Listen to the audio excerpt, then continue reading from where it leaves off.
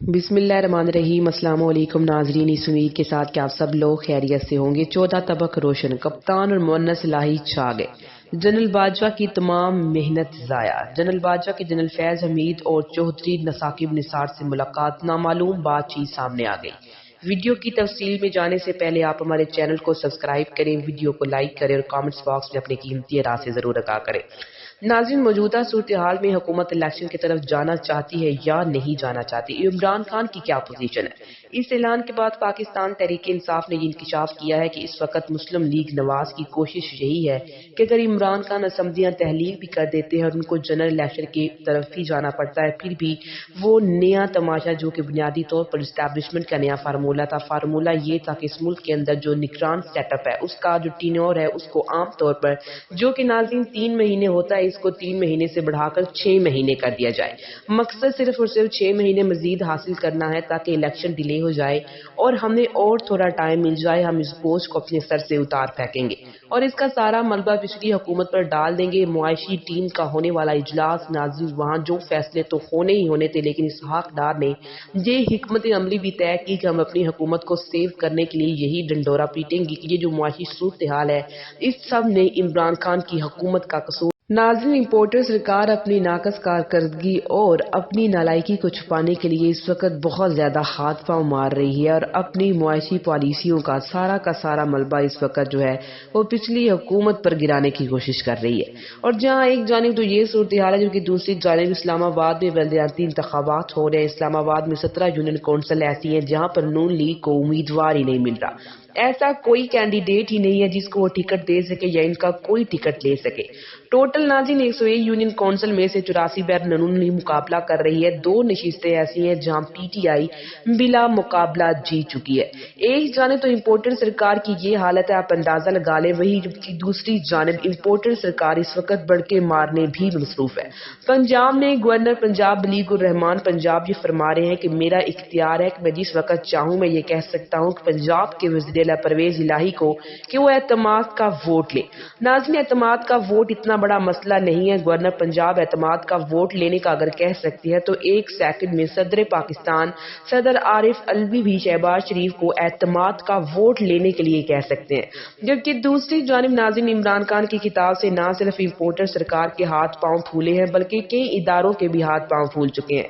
عدلیہ کے اوپر بہت زیادہ پریشر ہے، ان کا امتحان ہے اور ان کے فیصلوں ٹرانسفر پوسٹنگ سے یہ اندازہ لگایا جا سکتا ہے کہ کچھ نہ کچھ کمپرومائز معاملہ لگ رہا ہے۔ الیکشن کمیشن کی آپ اگر بات کریں ناظرین تو اپنے فیصلوں کی تاریخیں وہ بدل رہا ہے، یہی نہیں بلکہ سیشن کورٹ کے کچھ ججوں کو بھی تبدیل کیا جا رہا ہے اور ان سب کا تعلق کہیں نہ کہیں P T I Imran Khan سے ضرور ہے۔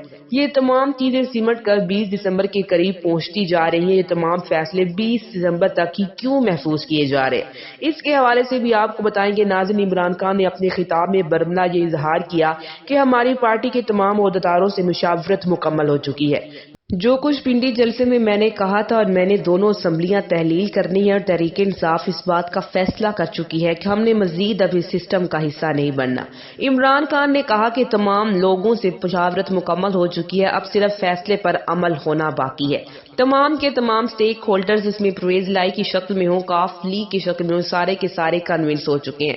اور ناظرین، عمران خان نے اپنی اس کتاب میں یہ بھی کہا کہ 17 دسمبر کو لبرٹی چوک پر ایک بہت بڑا جلسہ کرنے جا رہا اور کہا کہ اس جلسے میں ہی باقاعدہ میں تاریخ کا اعلان کروں گا کہ کس دن میں نے اسمبلیاں تحلیل کرنی ہے، جبکہ اس کے حوالے سے بہت سے لوگ یہ چہ مگوئیاں کر رہے ہیں کہ شاید وہ جنوری کی کوئی تاریخ ہو، جبکہ عمران ریاض نے اس کے حوالے سے یہ دعویٰ کیا کہ 23 دسمبر کی عمران خان تاریخ دیں گے اسمبلیاں تحلیل کرنے کے حوالے سے۔ ناظرین، عمران خان نے جو خطاب کیا اس کے واضح اثرات نظر آ رہے ہیں۔ ان کے خطاب کے بعد امپورٹر سرکار کے ہاتھ پاؤں پھول چکے ہیں، پلان تبدیل ہو رہے ہیں۔ مفاد مکمل دیوار کے ساتھ کیوں نظر آ رہے ہیں، اس کے حوالے سے بھی آپ کو بتائیں گے، جبکہ دوسری جانب مؤنث الہی جنہوں نے ایک ٹویٹ کیا، عمران خان سے ان کی ملاقات ہوئی، انہوں نے کہا کہ ہم مکمل طور پر کنونس ہیں، تحریک انصاف اور اس کی پوری جماعت نے کاف لیگ کو مکمل کنونس کر لیا ہے، دوسری میٹنگز بھی جلد ہوگی۔ ناظرین، یعنی کہ مؤنس الہی نے ڈبل کلک کر دیا ہے، اسی لیے تو زرداری صاحب بھی بیک فٹ پر چلے گئے اور چودھری شجاعت بھی ایکٹیو نظر نہیں آ رہے۔ ناظرین، عمران خان کی خطاب کے بعد مؤنس الہی کی میٹنگ ہوئی، پھر صدر پاکستان اور عمران خان کی میٹنگ ہوئی۔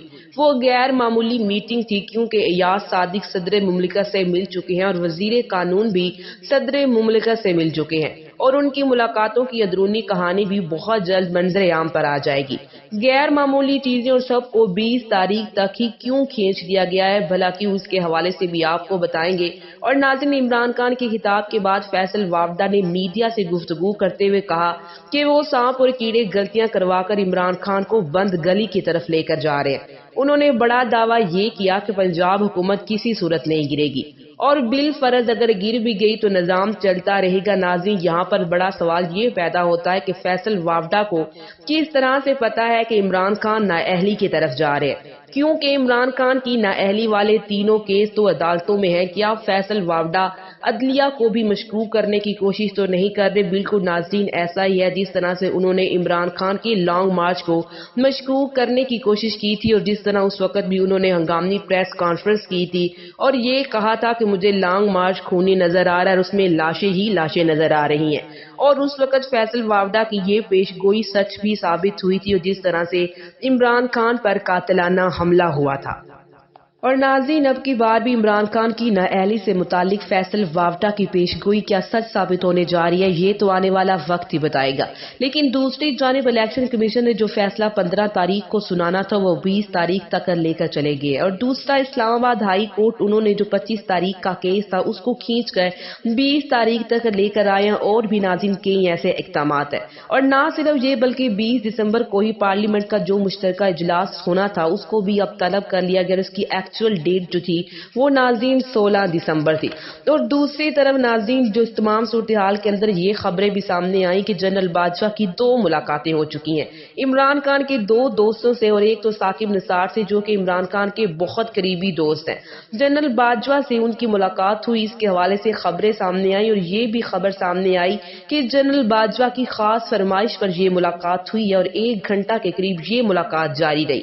اور ناظرین، دوسری ملاقات جو ہے وہ ریٹائرڈ جنرل فیض حمید سے ہوئی ہے، اور اس کے حوالے سے بھی اس وقت بہت سی خبریں سامنے آنا شروع ہو چکی ہیں جو کہ عمران خان کے بہت قریب سمجھے جاتے ہیں۔ جنرل باجوہ کو ان ملاقاتوں کا کوئی فائدہ حاصل نہیں ہونے والا، کیونکہ عمران خان نے جس طرح سے پاکستان کے موجودہ حالات اور معاشی تباہی اور پاکستان کی موجودہ مہنگائی، پاکستان میں ہونے والی اضطرابیت کے کل کیا ہوگا، پاکستان میں سیاسی عدم استحکام، ان تمام چیزوں کا ذمہ دار انہوں نے کہا کہ صرف اور صرف ایک شخص ہے، وہ ہے جنرل باجوہ صاحب۔ انہوں نے کہا کہ ان کے دور میں عوام اور فوج کے درمیان فاصلے بڑے ہیں۔ عمران خان نے اپنے خطاب میں کہا کہ میں ذاتی طور پر پاکستان کی فوج کو مضبوط دیکھنا چاہتا ہوں، اور یہ اسی صورت میں ممکن ہے جب فوج سیاست میں مداخلت نہیں کرے گی، جبکہ ناظرین جنرل باجوہ صاحب نے آرمی ریٹائرمنٹ سے 3 دن پہلے یہ کہا تھا کہ مداخلت نہیں ہوگی۔